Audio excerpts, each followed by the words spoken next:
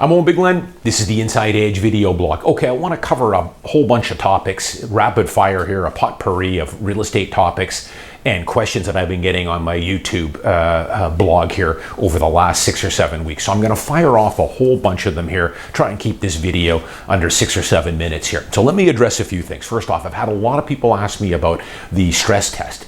And do I think the 2% stress test will be rolled back sometime later this year? Now, if you've been watching the news, they just did a slight reduction to the stress test because interest rates have been reduced here a couple of times.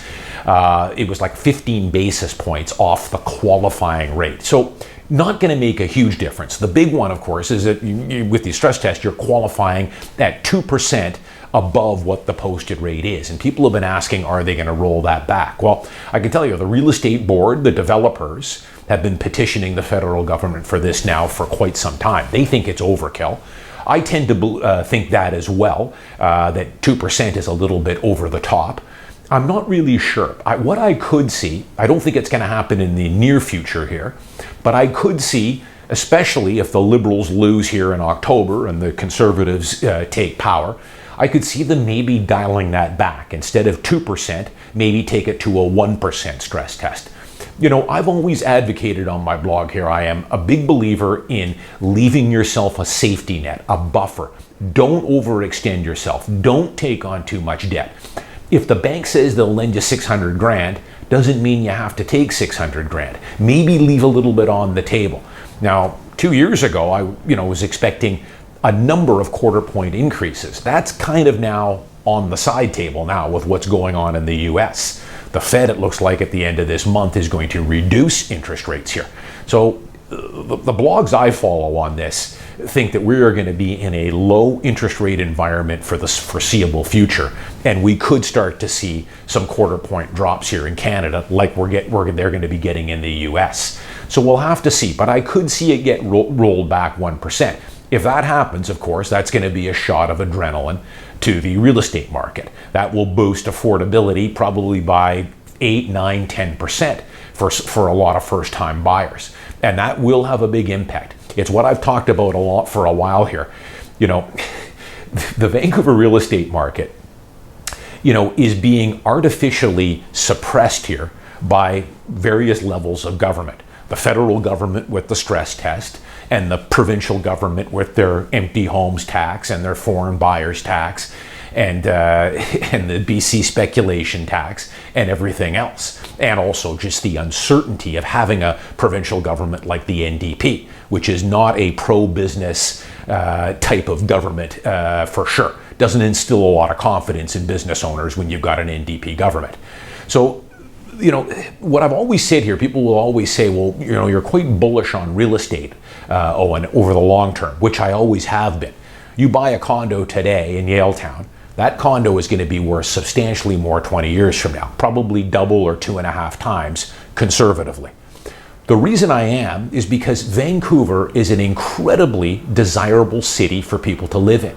It's one of a dozen or so cities in North America and one of probably 40 or 50 cities worldwide that is incredibly desirable. People want to live in a city like Vancouver. And when that happens, of course, you get high real estate prices. But, the demand has never cooled for Vancouver real estate. And that's the big thing that people need to look at. If all of a sudden people were to say, Vancouver isn't what it was, I don't want to live there anymore, there's better cities to live in Canada, Winnipeg or Saskatoon or Regina, they're far better cities, better lifestyles, etc., which of course they're not. So that's not the case. People, want to live in a city like Vancouver. It's going to cost you big time to live in a city like this, just like other world cities are going to cost you. Any good city that's got a good lifestyle, desirable city, comes with high real estate prices. It's just the way it goes, whether that's Southern California or New York or Toronto or London, wherever.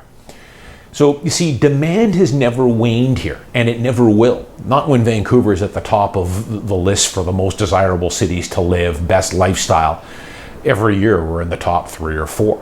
That has never changed, and I don't think it ever will. As a matter of fact, I think the demand and the desirability of wanting to live in Vancouver keeps getting stronger every year as this city grows. So you see, the demand, if the demand started to cool, then I would have a different outlook on Vancouver real estate. As I say, if people said, hey, living in Winnipeg, half the price and a better lifestyle, then we're in trouble. But of course, that's not going to happen, and that's not the situation. What's causing this current slowdown in sales is being artificially brought down with government intervention. The big one being the 2% stress test. And then all the other taxes and uncertainty that go along with our current provincial government. Now, if those things, or some of those things, are removed, then it's going to create what I call the coiled spring effect. So that's something that people should always remember, and that's why I'm bullish long-term on Vancouver real estate, because the desirability to live in a city as great as Vancouver is not going anywhere. As a matter of fact, it's going to increase every year. A couple other things. There was a recent article here now about the BC speculation tax. If you're not following me on Twitter, please do, because I'm posting dozens of articles every month on various things like the BC spec tax, the Vancouver empty homes tax, the stress test, the economy in general, and Vancouver real estate. But recently it just came out that the BC speculation tax has taken in approximately $70 to $95 million net. The actual amount was about 110, but after you back out all the expenses to run the BC spec tax, it's somewhere around $75 to $85 million. So if you follow me on Twitter, you'll see that, you know, the commentary on this is what I predicted many months ago, that it was going to be underwhelming, to say the least. $75-80 million is not going to move the needle whatsoever on building more affordable housing or making rents more affordable for people. That money isn't going to go anywhere. It's just going to go into the general coffers for the NDP government to squander away. So it's what I've been saying all along. It's basically just a tax grab here.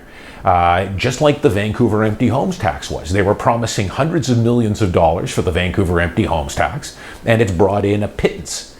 Same thing with the BC speculation tax. We'll see what it does moving forward. You can probably see this number going down instead of up.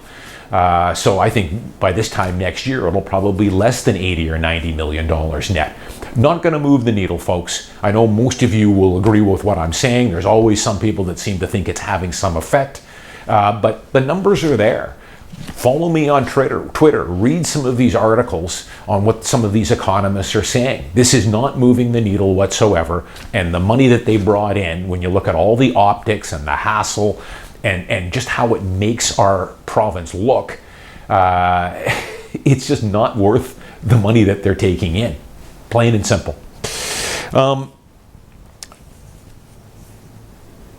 The other thing I'll just mention quickly here on where the market's at right now and the difference between now and where the market was at this time last year, last summer of 2018.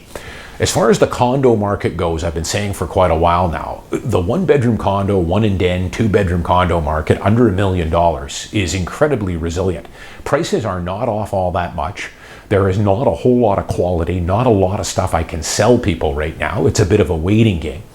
You know, I had a reporter ask me from back east about, you know, what is the difference between now and last summer? And I told him really the only difference is right now a couple of things. A, yes, there's a little more inventory, but the quality of units that are for sale isn't as good as what it was last year. People are hanging tight to the quality units they're not selling. What is on the market right now is a lot of dogs and a lot of overpriced stuff. The second thing is, the big difference is between now and last summer, is good quality units are selling, but they are very rarely ever getting multiple offers. They're usually just getting one offer, or if they do get multiple offers, it might be two parties, compared to last summer where you were getting multiple offers of 3, 4, 5 parties. People just do not want to get into a bidding war, and I don't blame them. They read the paper, the market's down, inventory's up, we're headed for a crash. Why would I want to get into a bidding war? And that's what I'm finding on my listings, where As soon as you tell someone you've got an offer, you're getting ready to take an offer, the other ones back out, even though you've got a number of interested parties. In some of my listings, I am getting a couple of offers. But for the most part, once you've got an offer and you put feelers out to the other realtors, they're all on the sidelines, which is totally understandable with the overall sentiment you have in this market right now. You tell someone I got into a bidding war in this market, they're going to say you're crazy. So that is the big difference between this year and last year. No bidding wars. You can put an offer in and negotiate it. But the other difference is, in my opinion, is sure, the inventory is up from last year, but the quality of inventory is down. And look no further. Go plug in on the MLS on realtor.ca. A one-bedroom condo for under $650K. See what you bring up. You're not going to bring up a whole lot. And what is on there is probably not going to be in the best stratas, probably not in the best location. Unit's probably going to need a renovation. You're probably looking at levies coming up. So that's the big difference between this year and last year. I think that's about it, what I wanted to talk about. Again, if you're not following me on Twitter, I would recommend that you guys do, because I am posting some good articles on there from various sources on the overall market right now. You know, I posted one recently about how Vancouver sellers are not cooperating with this so-called correction. They're not selling. Quality units are tough to find right now, and a lot of it has to do with people can't move up market because of the stress test. There is no panic right now in the condo market. There really is no panic in the starter detached market either. And I'm already seeing signs now of even some of the higher end detached stuff on the Vancouver West Side, Richmond West Side, even the East Side, some of the better homes on the East Side that are up over $2 million along Main Street and Canby. Very little inventory on good quality homes right now, because I've got some buyers that we're looking at. And, not a lot been listed in the last month with the summer. We'll see what the fall brings, but overall this market is pretty healthy. It's actually a pretty good market to be in. You can put an offer in, negotiate it. There really, though, is no panic. And I'm already seeing some early signs maybe of the higher end detached market kind of picking up a little bit. Very little for sale on the good quality homes right now. I'm Owen BIgland. As always, if you're not following me on YouTube, please do. I'll see you next week.